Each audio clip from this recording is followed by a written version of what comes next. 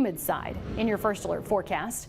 The key here is behind the front, at least the humidity will drop. So as we move forward with that leading edge over the next hour, you can see spots of rain developing valley, a couple of rumbles of thunder here as well, especially in southeastern Kentucky, and a good isolated downpour trying to pop up along the plateau. Move it east, see a couple more develop along our terrain change, meeting that humid air in the valley. We have pockets of rain and downpours developing around 5:30 in spots in the valley, foothills, northeast Tennessee to far southeastern Kentucky. Keep moving it east, 6:30 spots in the foothills to mountains, and then there's a couple more trailing behind on the plateau.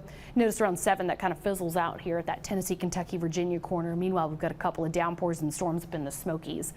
Spotty again by 8:30 to 9. Couple of trailing pockets of rain mid to late morning. There's a couple thunderstorms still possible midday in the mountains, but notice how that sky is wiped out.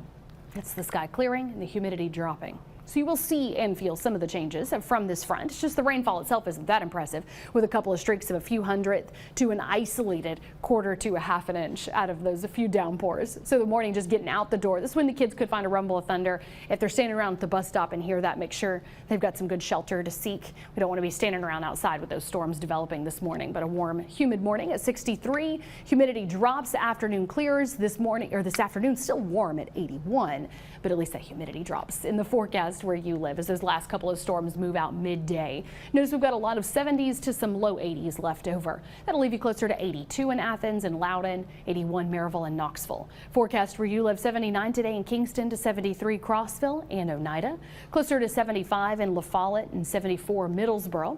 High today 76 in Blaine to then 81 Pigeon Forge. Again, that humidity decreasing sets us up with a mild night tonight and really good looking day tomorrow.